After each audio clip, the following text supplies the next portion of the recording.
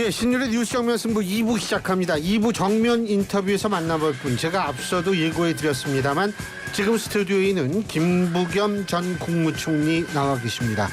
총리님 어서 오십시오. 네, 안녕하십니까. 예, 추석은 어떻게 보내셨어요? 예, 뭐 지금 부모님이 제가 요양원에 두 분이 계셔서 제 혼자 성모 겸 뭐 해서 시골에 다녀왔습니다. 아, 네. 그러시구나. 네. 그럼 뭐 사람들 많이는 못 보셨겠네요. 많이는 못 보고 그냥 뭐 조금 옛날에 대구에서 선거를 때 도움을 예. 받았던 분들 몇 분 하고요. 또 친구분들 몇 사람 보러 왔습니다. 예. 그렇군요.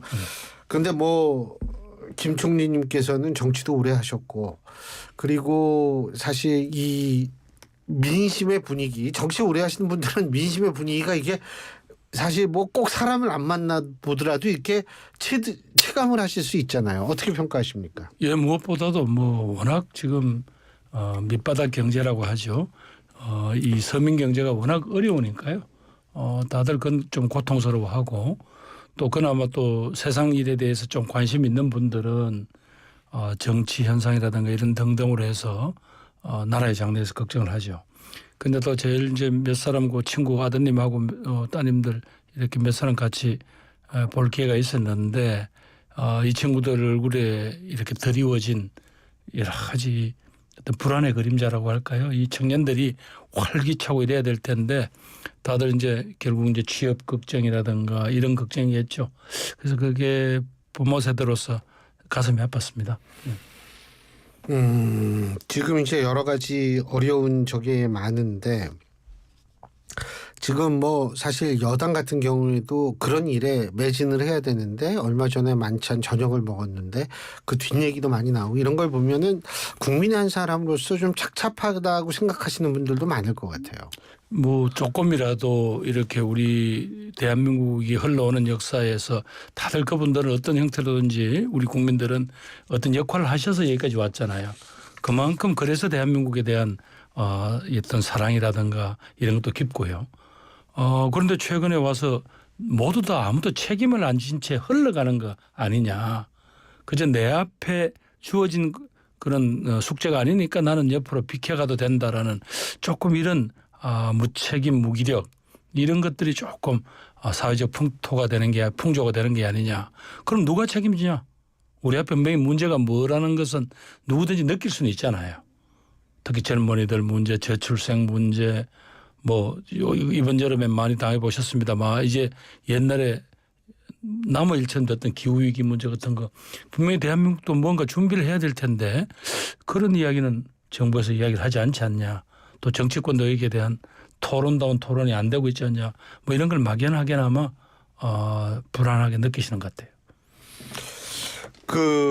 지금 어쨌든 이 여당 대표하고 대통령이 지금 자꾸 독대가 나오는데 독대 필요하다고 보세요? 독대를 해야죠. 뭐 예를 들면 지금 영부인이신 김건희 여사 문제 그건 누가 이야기를 하겠습니까? 여러 사람이 있는 자리에서.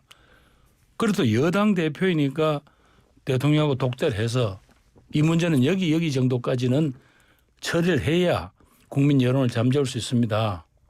이 부분에 필요하면 대통령이 결단을 내려주십시오. 뭐 이런 이야기도 해야 될 것 아닙니까? 아니면 사정기관을 통해서 특검을 우리가 안 받으려면 사정기관을 통해서라도 최소한도 이러이러한 정도의 수사 결과는 내놓아야 합니다. 이런 이야기 누가 하겠습니까? 그래서 저는 여당 대표는 그냥 대통령의 부하가 아닙니다. 엄연히 대한민국 국민이 그 권한을 위임한 한 정치 집단의 말하자면 수장입니다. 예. 선출된 수장이죠. 예. 그 사람하고 그런 이야기를 안 하려면 왜 정부 여당입니까? 그런 자기 대통령을 도와줄 수 있는 대통령과 함께 국정을 운영할 일종의 파트너잖아요. 그런데 그걸 왜 둘이 만나시는 걸 그걸 왜 안 하시겠다고 그러는지 난 이해를 못 하겠는데요. 예, 근데 혹시 추측을 하시면 왜 안 만나려고 그럴까요? 뭐 조금 한간에 들리는 소문대로 두 분 사이가 조금 좀 멀어져서 그런 거 아닌가 뭐 그런 생각도 해봅니다만은 그러나 이 두 분은 사인이 아니지 않습니까? 대한민국 국정의 총체적 책임자인 대통령이요. 한 분은 그 대통령을 옆에서 도와줘야 할 집권 여당의 대표입니다. 두 분이 어떤 일인든 이야기를 해야죠. 예. 뭐 여러 가지 이야기했겠죠. 예. 자, 그 민주당 얘기도 좀 여쭤볼 텐데 그 2년 구형 검찰이 이재명 대표 했습니다. 그 예상하셨어요? 아니 저렇게 말하자면 강하게 일종의 저는 공갈 친다고 보는데 이건 너무 심한 거예요. 선거법상의 징역형 구형 자체가 이례적인 데다가 또 많은 국민들이 생각을 하잖아요. 그러면 말하자면 법이 만인에게 평등하라고 우리 헌법에 분명히 되어 있는데 대통령 부인은 수사를 하다가 허지부지 지금 하는 판인데 야당 대표한테는 그렇게 하나하나 파헤치고 부르고 그렇게 난리를 쳐서 징역 2년을 구형한다? 이건 기본적으로 검찰이 저는 아주 교활한 정치를 하고 있다 이렇게 판단하고요. 거기도 요즘 점점 또 이제 저 여러 가지 칼끝이라는 게 뭐 문재인 정부의 관료들이나 뭐 고위직을 지낸 사람들 그동안 숱하게 불러가고 뭐 지금도 재판을 회부하고 있어요. 그러더니 마침내는 이제 문 대통령에게까지 직접 이제 칼을 겨누기 시작했단 말이죠. 이거 정말 언제까지 이렇게 전임 정권에게 책임 돌리고 일종의 정치 보복이라고 밖에는 달리 설명이 안 되는 이런 짓을 그것도 검찰이 계속 되풀이한다? 이건 안 됩니다. 안 되는데 어쨌든 구형은 이제 구형이 떨어진 거는 맞고요. 우리가 뭐 여기에서 이게 또 선거에는 어떻게 나올까 이런 얘기를 우리가 할 수 있는 입장은 아니지만 민주당의 가장 중심된 정치인 중에 한 분으로서 플랜 B, 플랜 C도 때로는 필요하다고 생각하지 않으세요? 아유, 그건 저는 우리 신 교수님이 너무 조금 뭐 오버한다고 보는데요. 왜냐하면 기본적으로 무슨 정당이라는 거는 어떤 상황이 또 발생하면 충분히 그분들이 원팀으로 움직일 수 있는 그런 훈련은 다 돼 있는 분들입니다. 예. 그것보다도 이제 우리가 함부로 이제 지금은 법원의 시간이니까 법원의 판단을 예단해서 뭐 이럴 거다 저럴 그렇죠. 거다 그거는 너무 정말 섣부르고 무책임한 이야기다 그런 말씀 드리고 싶습니다. 일각에서는 10월 대란설이 나오는 게 왜 그러냐면 10월 달에 헌법재판소 재판관 4분이 모두 이제 나가시게 되거든요. 10월까지. 그런데 이게 지금 민주당이 이 국회의회 다수당이기 때문에 이 헌법재판관 특히 이제 대통령 임명이라든지 뭐 이런 쪽은 필요가 없습니다만 여당목 야당목 같은 경우에는 국회에 인준을 받아야 되잖아요. 그래서 이거를 가지고서 야 이거 민주당이 또 인준 안 해주는 거 아니냐 이런 얘기도 나오는데 어떻게 보십니까? 그래도 헌법기관을 운영하는데 그게 뭐 민주당이 걸림돌이 될 그런 행동이야 하겠습니까? 그러나 그 추천을 할 때 적어도 심대하게 정치적 균형이 무너졌다. 그 과거에 그런 또 경력이 있다. 이런 분들은 추천하시면 안 되겠죠. 서로 간에. 헌법재판관이야말로 일반 판사들하고 달리 다양한 사회적 이해관계를 이해하고 조정해야 하는 분들을 추천해 달라는 거 아닙니까? 거기에서 어떤 정치적인 자기 주장이나 견해가 너무 뚜렷하신 분을 추천하는 거는 난 뭐 별로 바람직하지 못하다고 봅니다. 그러나 어쨌든 그 문제는 국회에 여야에 말하자면 추천권이 위임되어 있는 거니까 뭐 그건 함부로 제가 뭐 어떤 사람을 하라 이럴 수는 없잖아요. 제가 총리님께 이렇게 여쭤본 이유가 여기거든요. 오늘 국가인권위원회 위원 그거 임명되는 거 보셨어요? 아니 지금 저도 들어오기 전에 뭐 방금 들었는데 민주당이 추천되신 분은 통과됐고 저분은 협의가 다 끝났는데 국민의힘 추천 몫은 글쎄요. 이제 의회 운영은 꼭 의석 숫자로만 하는 게 아닙니다. 그래서 대부분 이제 여야가 합의를 해서 이제 처리하는 거잖아요. 만약에 그렇게 합의를 했었다면 그건 처리해 주는 게 정도죠. 아니 그 참 저는 정치학 전공하는 사람으로서 제가 이렇게 보면은 사실 상임위 배정 때부터 이게 관례가 좀 상당히 많이 어그러진 측면이 있거든요. 상임위원장 배정이죠. 상임위원장 배정도 그랬고 그 이후에 계속 좀 반복되는 거. 이번에도 그랬고 또 하나는 뭐냐면 헌법재판관 일부 뉴스에 나왔습니다만 원래 야당몫이 그러니까 민주당몫 하나, 국민의힘몫 하나, 제 3당몫 하나였었는데 3당몫이로 여야 공동 추천이라고 돼 있었어요. 공동. 근데 우리가 2명 하겠다. 지금 이렇게 또 나온. 그래서 이렇게 관리라는 거를 이게 좀 무시해도 되나 이런 생각이 좀 들긴 들어요. 어떤 분이 그런 말씀하셨는지 모르지만 의회라는 거는 관례가 지켜지지 않으면 모든 걸 사사건건이 전부 표결할 거예요. 그럴 수는 없잖아요. 네. 또 그건 저 의회를 운영하는 원리도 아닐 것이고 아마 뭐 그런 이야기 저런 이야기가 나오겠지만 결국은 저는 관례가 지켜질 것이다. 그렇게 생각합니다. 예, 관례가 지켜져야 된다라는 것은 진짜 저도 동감을 합니다. 자, 그리고 또 한 가지는 지금 김건희 여사 관련해서 여러 의혹이 좀 있습니다만 김건희 여사 관련 의혹 중에 그 최재형 목사인가요? 그분과의 관련된 문제 김건희 여사 쪽의 수심위는 이건 불기소 그리고 최재형 목사 이 관련 수심위는 기소 권고를 했는데 검찰이 어떤 결론을 내릴 거라고 예상하십니까? 검찰이 스스로 국민들로부터 돌팔매를 맞을 생각이 아니라면 양쪽을 똑같은 걸로 말하자면 처리를 해야죠. 아니 간단히 해서 뇌물죄라면 뇌물을 준 사람과 받은 사람 같이 처벌하게 돼 있잖아요. 예. 그건 뇌물이 아니라며요. 그러면 왜 이분은 또 처리를 해요? 저 말하자면 최 목사님은 그걸 해요. 그래서 여러 가지 뭐 이렇게 폭로하고 이 과정 자체가 뭐 국민들께서 그렇게 시원하게 생각하진 않는 문제지만 그렇다고 최소한도 이런 정도의 말하자면 균형마저도 무너진다면 이거는 국민들에게 정말로 분노를 촉발할 수밖에 없잖아요.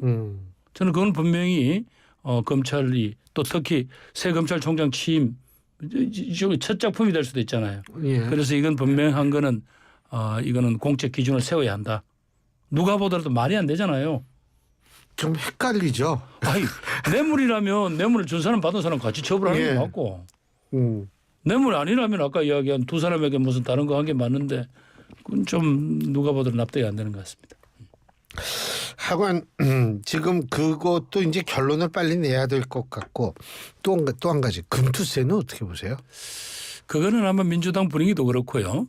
사람들이 이제 금투세 때문에 우리 정시 자체가 여러 가지로 이제 위축돼 있고 또 심지어 이제 해외 투자자들이 외국인 투자자들이 많이 이제 이 문제 때문에 뭐 떠난다 이런 우려도 있고 라는 것도 있는데 무엇보다도 현재 이 과세를 할 이 상당히 과세 기법 자체가 아주 고도화되지 않으면 이게 어렵다는 겁니다. 금투세 자체가 좋죠. 말이에요. 그렇잖아요. 예를 들면 예. 이 사람이 A라는 사람이 어떤 B라는 정권을 C라는 시점에서 팔았다고 칩시다.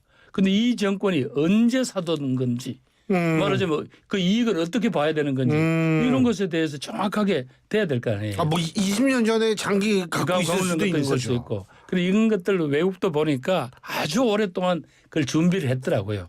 그리고 또 무엇보다도 지금은 그렇게 되면 한 개인이 뭐 했던 이 모든 정권 거래 정보 자체가 이 국세청하고 서로 간에 호환이 돼야 될 거 아니에요. 예. 아직 우리 국민들이 아직 그런 정도까지 지금 막 그 정도 하면서 우리 정치가 활성화되는 게 좋다고 받아들일 준비가 돼 있을까. 그래서 입법의 취지는 결국은 소득 있는 곳에 세금 있다. 뭐 이런 취지였잖아요.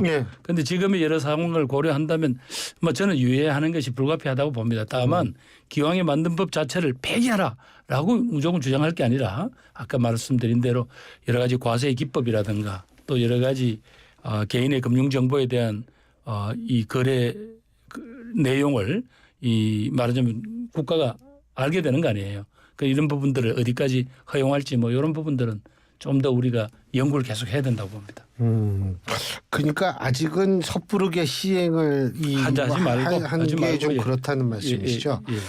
그리고 또 뭐 사실 이 제1야당 아니 의회의 압도적 다수 의석을 차지하는 정당의 아주 가장 유력 정치인이신데 한 가지 제가 여쭐 게 있는 게 저 재보선 하잖아요. 10월 16일 날. 예. 근데 거기에서 뭐 지원금 준다, 뭐 조국 민주당이 준다 그러니까 조국 혁신당은 뭐 거기에다 20 더 준다, 막 이런 얘기가 나오는 모양이던데 어떻게 보세요? 이런 현상을요? 예, 국가의 정치 지도자들이 이렇게 선거라는 유권자의 선택을 희화화해서는 안 될 겁니다. 크게 보면 그거 다 매표행위예요.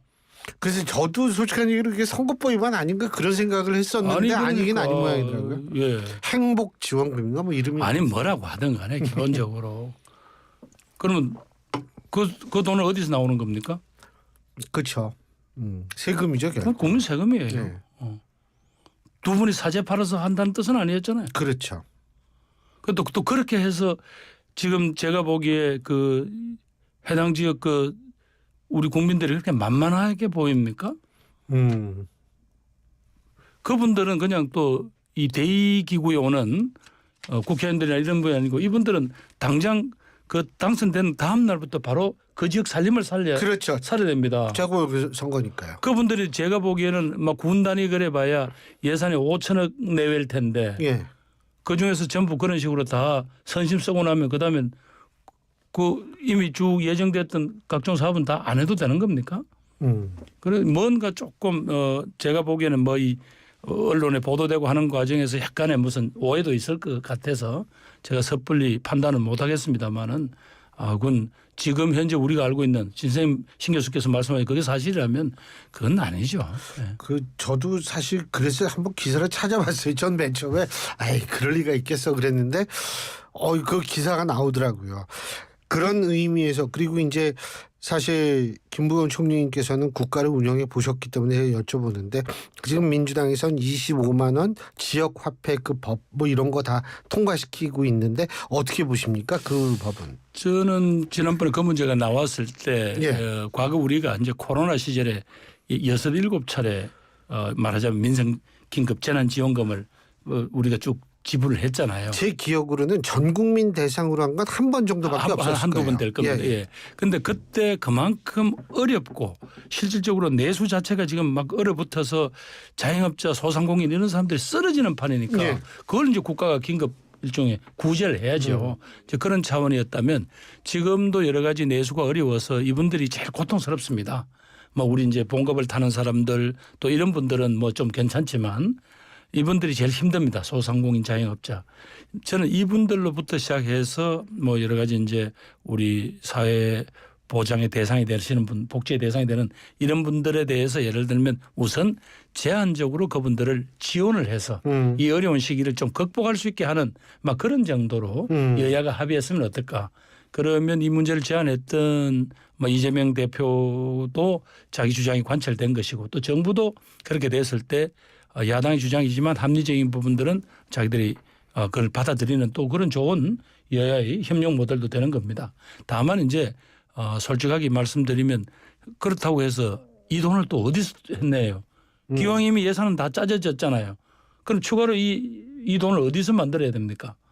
사업을 줄이든지 혹은 소위 국가가 빚을 져야 되잖아요. 채권을 발행해야 되잖아요. 그 이야기인즉슨 다음 세대들한테 그 부담을 넘긴다는 거잖아요. 이게 부모로서 좀 우리 세대로서 참 이게 좀 염치 없는 일이 아닌가 싶네요. 자 그리고 이 대한민국 국무총리를 지내셨던 분으로서 윤석열 대통령의 국정 운영을 바라보면서 야 이거는 진짜 좀 안타깝다. 이거 좀 고쳤으면 좋겠다. 이런 측면 이렇게 하면 지지율 더 올라갈 텐데 뭐 이런 생각 좀 해보셨을 것 같은데 어떤 생각 갖고 계세요? 뭐 개인적으로 이제 저분하고 뭐 과거에 검사 시절에 뭐 제가 좀 인연도 있고 그래요? 예 그래서 저분의 장점을 제가 좀 아는데 좀 지금 안타깝습니다.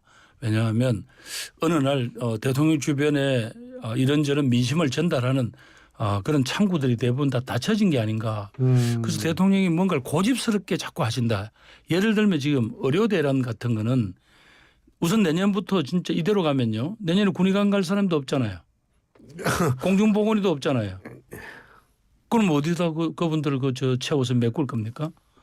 그래서 등등 지금 사실상 그 위기가 상당히 정말로 우리 공동체 전체의 문제로서 중요한데 대통령께서 이걸 알고 계시는지 그냥 계속 중단 없는 계획이다 말씀만 되풀이하고 있단 말이죠. 이래가지고는 풀 수가 없죠. 그래서 왜 그러면 지금 이렇게 이 국민과 대통령이 나아가고자 하는 방향 사이에 이렇게 거리가 떨어져 있는지 그중에 이제 예를 들면 의료개혁도 하나일 거고 여러 가지 문제가 지금 의료개혁으로 시작했지만 지금 의료 대란이 되지 않았습니까? 그 과정에서 대통령은 자기 고집과 의지가 있겠지만 결국 국민의 생명이 지금 담보로 되어 있잖아요. 그래서 이번 연휴 때도 이병헌 정원 찾다가 돌아가신 분들이 나오잖아요. 이런 부분에 대해서 대통령이 어떻게 풀려고 하셔야 되지. 풀려고 하시려면 어떻게 돼요? 우선 정치에 있어서 여야가 특히 국회하고는 대화를 안 하실 수 없잖아요. 국회에서 먼저 문제를 풀려면 야당하고 대화를 해야 될 거고요. 이게 무슨 대통령이 무슨 체면에 깎이는 일입니까? 아닙니다. 대통령은 정말로 무슨 짐을 지고라도 어떤 또 어려움을 본인이 다 지더라도 이 국민들을 위해서는 자신을 정말로 버리고 자신을 던지실 그런 각오가 돼 있어야죠. 굽힐 때 굽히고. 굽히고 예. 알겠습니다. 사실 많은 분들이 좀 걱정을 사실 안 할 수가 없잖아요. 지금 내 생명에 관한 문제, 언제 어떻게 뭐가 닥칠지 모르는 거에 대한 불확실함 이런 건데, 총리님 저희가 이제 앞으로도 계속 총리님을 이렇게 뵙고 이렇게 될 수 있었으면 좋겠는데, 어쨌든 총리님의 지혜와 이러한 경륜과 이러한 것들이 다시 한번 빛을 좀 발휘할 수 있는 이런 때가 빨리 왔으면 좋겠다는 생각이 듭니다. 예, 제 혼자보다는 예. 걱정을 하시는 여러 선배님들하고 같이 가능한 의견을 모아서 예. 필요하면 여야에 예. 전달하는 역할, 또 이렇게 신선 이런 프로에 나와서 예. 또 국민들이 좀 답답해하는 부분들에 대해서 예. 말씀을 전하는 그런 역할을 하겠습니다. 오늘 말씀 잘 들었습니다. 고맙습니다. 네, 감사합니다. 예, 지금까지 김부겸 전 국무총리와 함께했습니다. 오늘을 기록하는 소리, 내일을 준비